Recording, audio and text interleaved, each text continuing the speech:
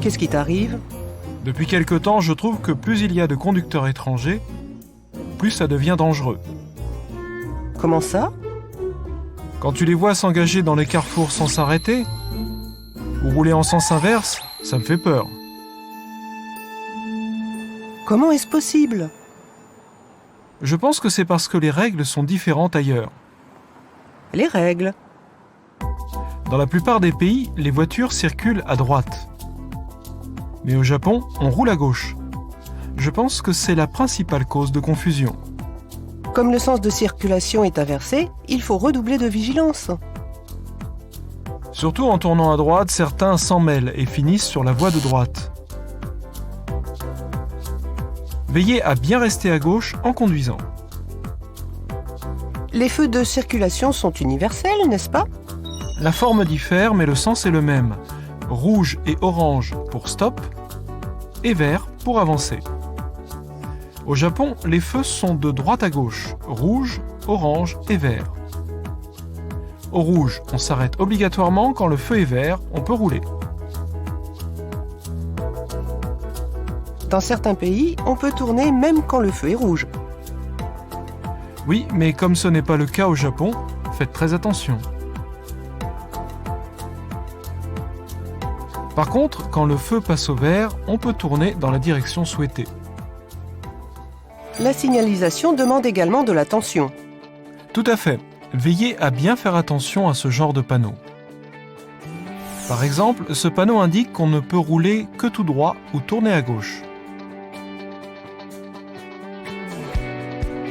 Tourner à droite constitue une infraction au code de la route. Cette flèche signifie qu'on ne peut rouler que tout droit. Il est important de conduire en regardant bien les flèches. Tout à fait. Mais le panneau sur lequel j'attire le plus l'attention des étrangers est le panneau « Stop ». Dans la plupart des pays, il est de forme octogonale. Au Japon, il est comme ça. Comme il est en japonais, il n'est pas évident à comprendre, mais parfois le mot « stop » suit le mot japonais. Souvenez-vous qu'un triangle rouge à l'envers signifie « stop ».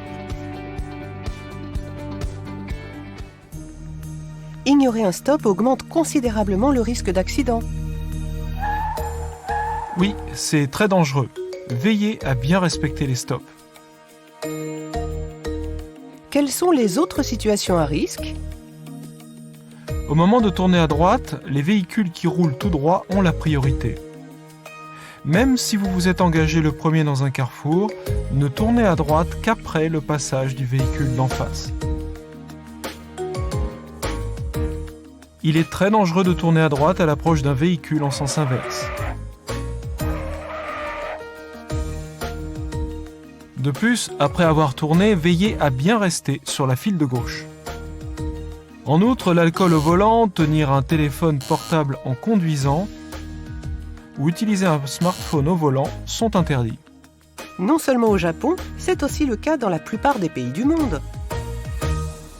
Il faut aussi vérifier la validité de son permis. Les permis internationaux des pays signataires de la Convention de Genève sont valides, mais ceux issus de la Convention de Vienne ne le sont pas.